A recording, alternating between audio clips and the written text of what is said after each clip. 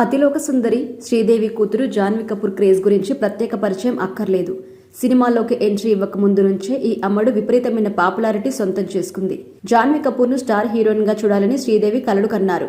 కానీ ఆ కోరిక తీరకుండానే ప్రమాదవశాత్తు ఆమె మరణించారు. జాన్వీ కపూర్ హిందీలో 2018లో వచ్చిన ధడక్ సినిమా ద్వారా హీరోయిన్ గా ఎంట్రీ ఇచ్చింది.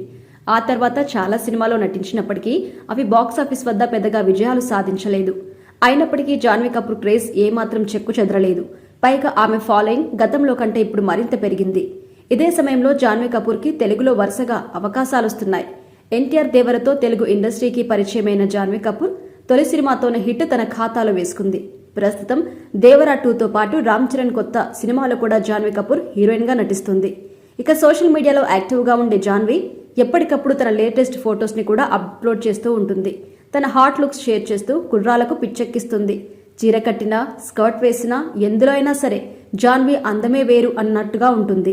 ప్రస్తుతం సినిమాల కంటే వెబ్ సిరీస్లు, కమర్షియల్ యాడ్స్, ప్రమోషన్స్ కోసమే తన టైంను అధికంగా కేటాయిస్తూ జాన్వీ కపూర్ ఇండస్ట్రీలో ఫుల్ క్రేజీ సెలబ్రిటీగా మారిపోయింది. పొట్టి దుస్తుల్లో పార్టీస్కి వెళ్లడం, జిమ్ సెంటర్ల నుంచి బయటకొస్తూ కెమెరాస్కి చిక్కడం ఇవన్నీ జాన్వీ కెరియర్లో ఒక భాగమని చెప్పాలి.